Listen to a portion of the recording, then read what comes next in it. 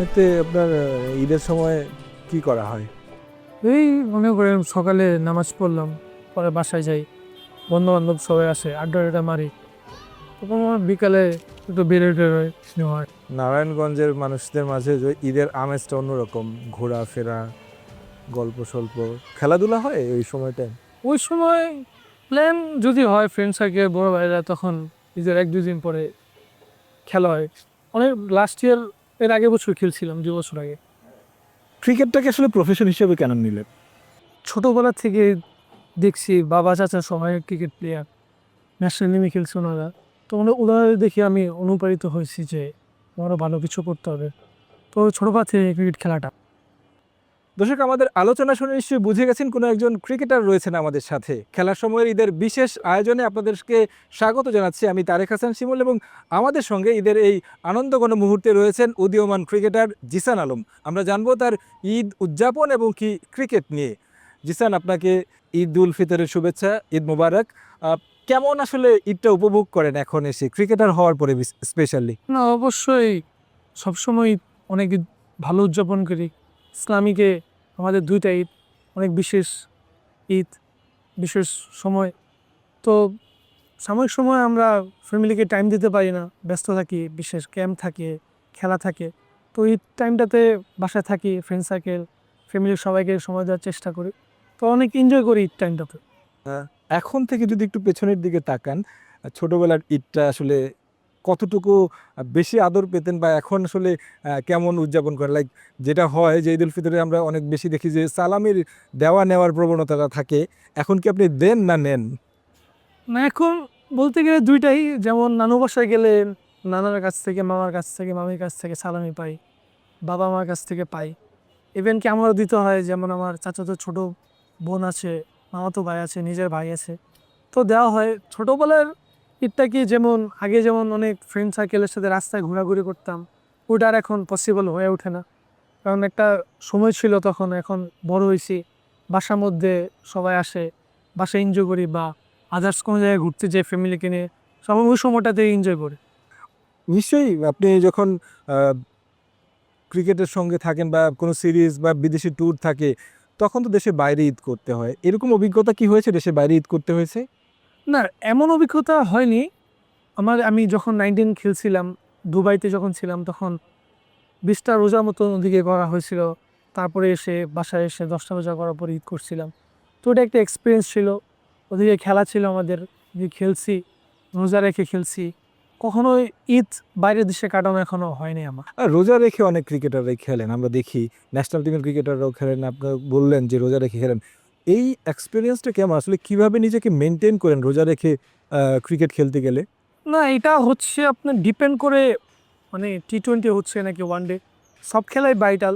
কিন্তু আগের দিনের প্রিপারেশনটা খুব, মানে ইমপ্যাক্ট পড়ে পরের দিনের ম্যাচে। যদি রোজা রাখতে হয় পরের দিনের ম্যাচে, তো আগের দিনে ফ্লুইডটা ভালো, ফুডটা যদি ভালো নেয়, তো এটা রিকভার করার একটা চান্স থাকে পরের দিনের ম্যাচে।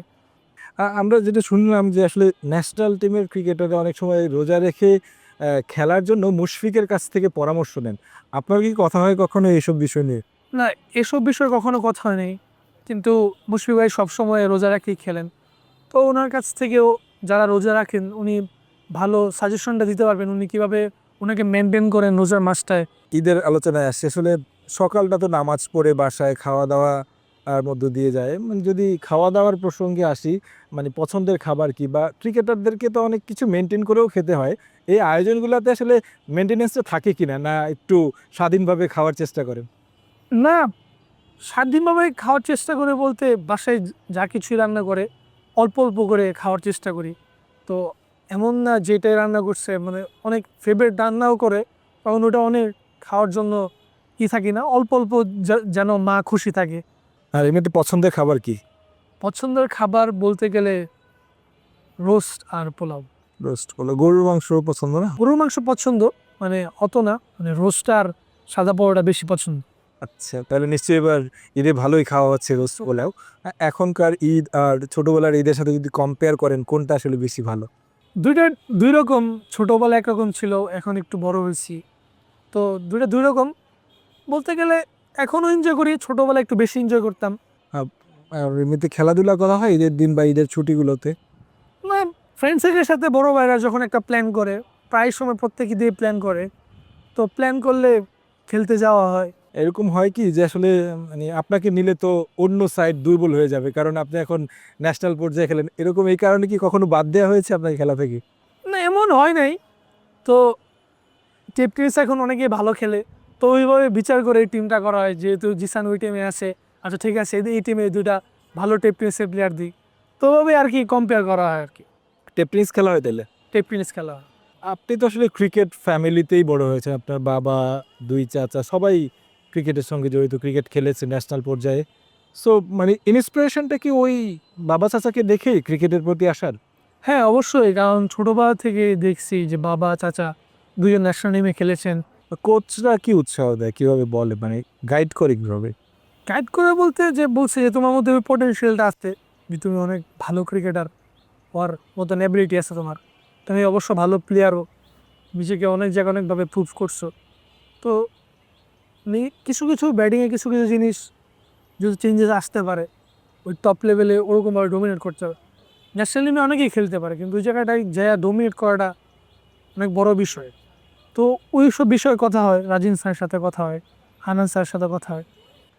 কিন্তু হান্নান ভাই তো আমরা দেখলাম যে একদম আপনাদেরকে ছোটবেলা থেকে হান্নান ভাই গড়ে তুলছে। না, উনি তো এইচএফের কোচ ছিলেন, তারপরে 19-এর সিলেক্টর ছিলেন, তো অনেক বছর 19-এ 2 বছর পাইছে। হ্যাঁ, এমনিতে নারায়ণগঞ্জ আসলে মানে কোথায় কোথায় বেশি ঘোরাঘুরি করা হয়? ঘোরাঘুরি বলতে সোনারগাঁতে যাওয়া হয়, মানে সচরাচর যাওয়া নেই, প্রায় সময় 2-1 বার যাওয়া হয়েছে। জাদুঘর যখন হয়, তারপর সোনারগাঁতে মেলা হয়, পানাম সিটিতে আছে, ওদিকে আর কি গেলে ছবি টবি তোলা হয়। আমাদের ফ্যামিলি সহ কি ঘোরা হয়?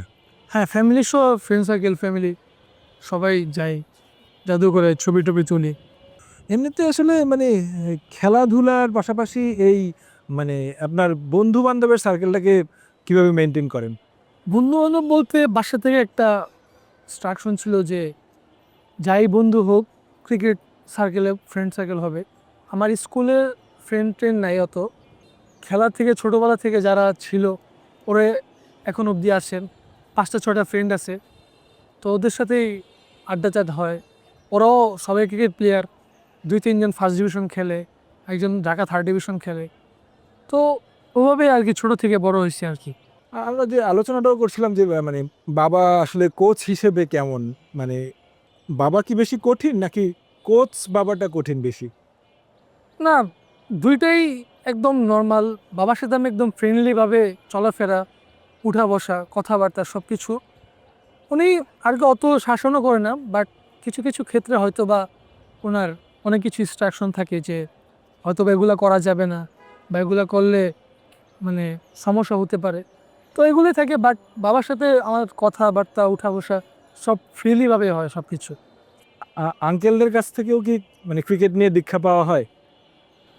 হ্যাঁ, যখন আমি প্র্যাকটিস করি তখন চাচা আসে, আয়সা পিছে থেকে দেখে, তো ওনার কাছে যেটা ভালো মনে হয় ওটা বলে, তো নেওয়ার চেষ্টা করি। একটা ছবির কথা আমার মনে আছে, যেটা আপনি সাকিব আল হাসানের সাথে দাঁড়িয়ে আছেন। এই ছবিটা আপনি যখন সেঞ্চুরি করলেন তখন ভাইরাল হলো সোশ্যাল মিডিয়াতে, ক্রিকেট প্রেমীদের মাঝে ছড়ালো যে আসলে জিসান একেবারে নতুন কেউ না, হঠাৎ করে চলে আসা ক্রিকেটার না। ওই ছবিটার গল্পটা একটু শুনি। তো ওই ছবিটার গল্পটা হচ্ছে 2013 সালে সেকেন্ড টাইম যখন বিপিএল হয়েছিল ঢাকা গ্ল্যাডিয়েটর্স, তখন সাকিব ভাইয়ের সাথে ছবিটা তোলে, তখন আমি অনেক ছোট, তখন মেবি আমার বয়স হয়তো বা 7-8 বছর। তো তখন আমি সাকিব ভাইয়ের সাথে ছবি তুলছিলাম, ওটা আমি পোস্ট করছিলাম মানে আমার পেজে, তখন এটা অনেক ভাইরাল হয়েছিল আর কি। তখন আসলে কেমন লাগলো সাকিবের সাথে সেই, আপনার বাবা ক্রিকেটার, পরবর্তীতে কোচিং করাচ্ছেন যে কারণে একটু বেশি সুযোগও ছিল ক্রিকেটারদের সঙ্গে মেশার, আপনি নিশ্চয়ই মিশেছেন, আপনার কাছে তখন কেমন লাগতো? না, অবশ্যই ভালো লাগতো, যেহেতু উনি বাংলাদেশ টিমের ক্যাপ্টেন ছিলেন, তখন 2011 সালে ওয়ার্ল্ড কাপে উনি ক্যাপ্টেন ছিলেন, বিপিএলে হয়তো বা উনি ক্যাপ্টেন ছিলেন, আমার অতটা মনে নেই। তো অনেক ভালো লাগছিল যে এত বড় একটা প্লেয়ারের সাথে আমি ছোটো, আমার সাথে ছবি তুলছে আমার কাঁধে হাত রেখে। তো আমার একটা ডায়েরি ছিল, তো ওটার মধ্যে অনেক প্লেয়ারের সাথে আমার ছবি আছে, ইভেন কি মুথা মুরলীধরন, তারপর আরও অনেক অনেক প্লেয়ার, মাশরাফি ভাই, মুশফিক ভাই, তামিম ভাই সবার সাথে আমার ছবি আছে। তখনকার বিপিএল তো নিশ্চয়ই দেখে, যদিও ছোট ছিলেন, মানে এখন আপনি নিজে খেলেনও, যদি বিপিএল এর পার্থক্যটাও করেন কেমন লাগে? দুটা দুই রকমের।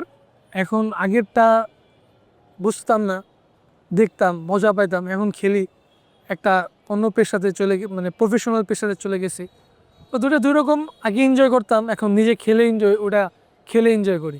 তখনকার সময় আমরা দেখেছি অনেক বড় বড় স্টাররা এসেছে, ওনাদের আসার কারণে তো ওই সময়কার একটা এক্সপিরিয়েন্সও হয়, ওই ওই সময়টা যারা বিপিএল খেলতো, ঘরোয়া যারা খেলতো তাদের একটা ভালো এক্সপিরিয়েন্সও হতো। না, অবশ্যই যেহেতু অনেক বড় বড় প্লেয়ার আসতো, তখন ওরা অনেক অ্যাডভাইস দিল। ইভেন এবছর আমি সাহেবজাদা ফারহানের সাথে খেলছি, তারপর উইলিয়ামসন আসছিল, জেমিনি আসছিল। তো ওদের সাথে কথা বলছি, কিছু কিছু টিপস নেওয়ার চেষ্টা করছি। যারা আমরা আনক্যাপ প্লেয়ার আছি এখনও, একটা ভালো এক্সপিরিয়েন্স ওদের কাছ থেকে নেওয়া হয়।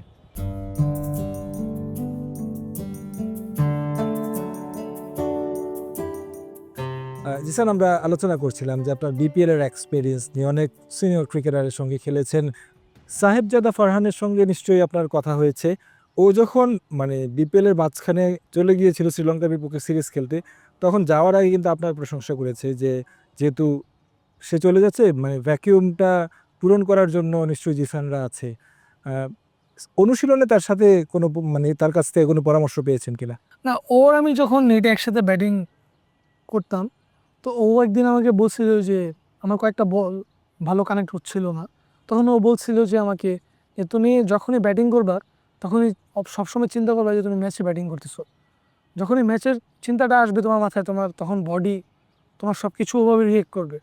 তো ও বলছে ওভাবেই তুমি নিজেকে ওভাবেই মেন্টালি প্রিপারেশন রাখবা যে আমি যদি উইকেটে লং টাইম ব্যাটিং করি তো আমার টিমও লাভ হবে, আরেক দিক দিয়ে তোমারও পারফরমেন্স ভালো হবে, রান হবে।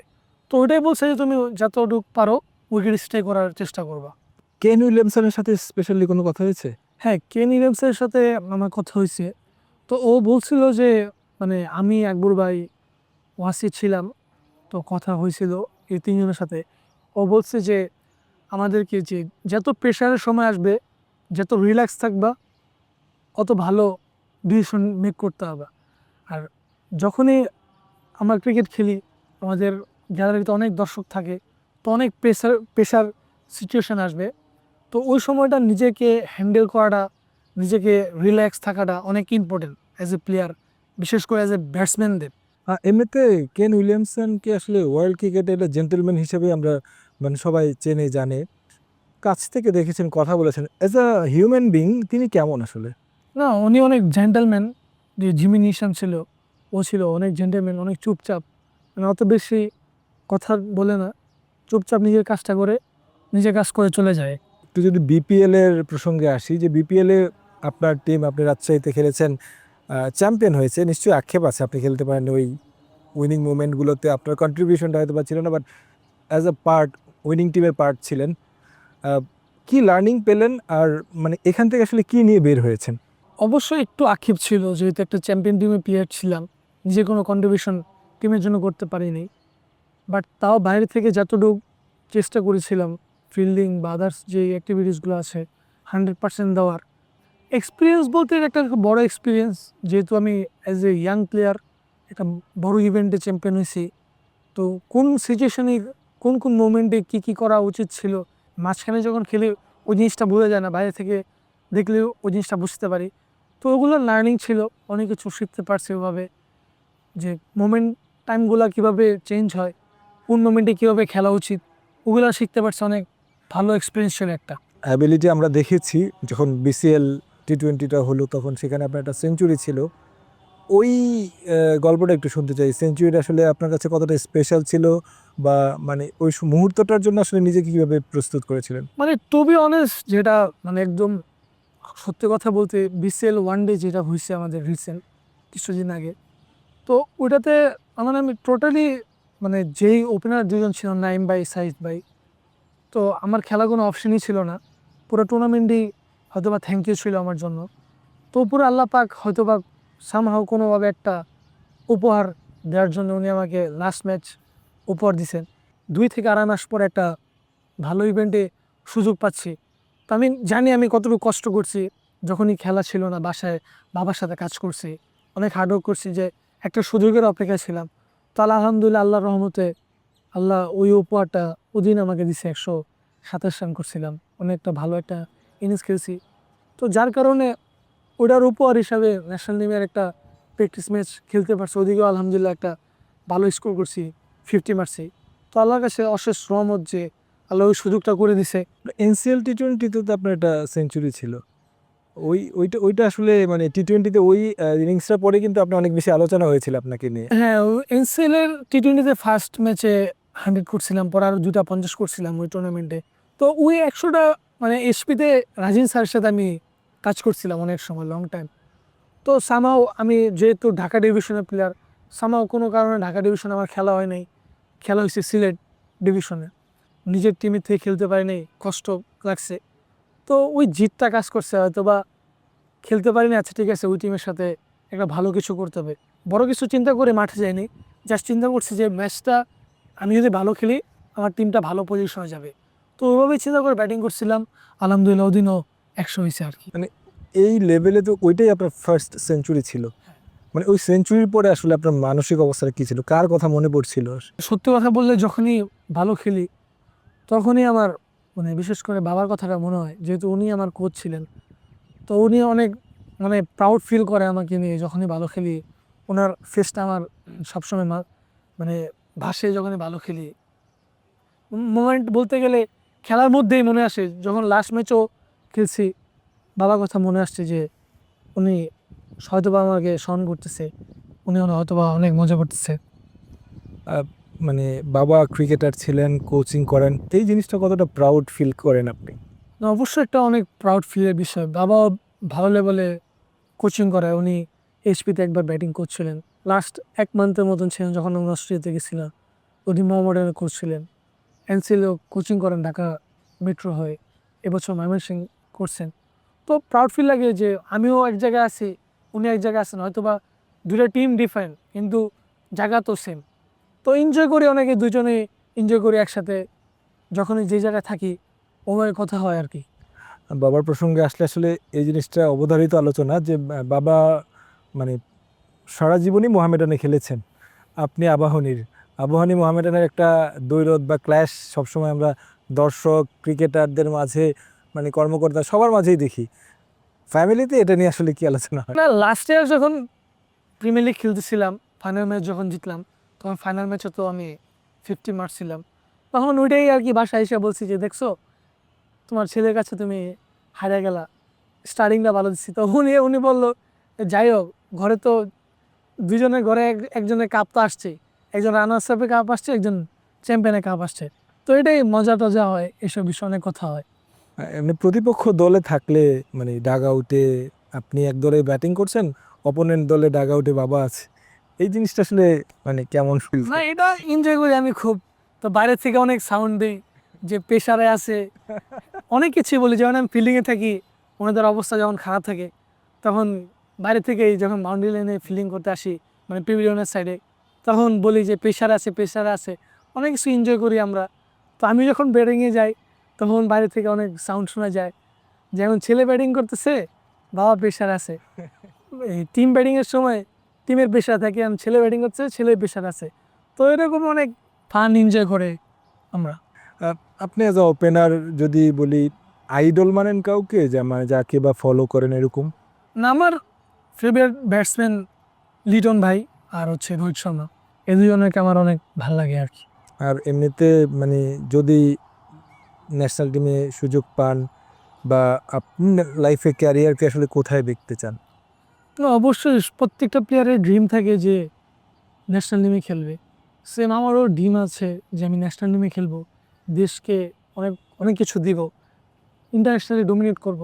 ওই ওই অ্যাবিলিটিটা আমার হয়তো বা আছে, ওইটা আমি শো করার চেষ্টা করবো ইনশাল্লাহ।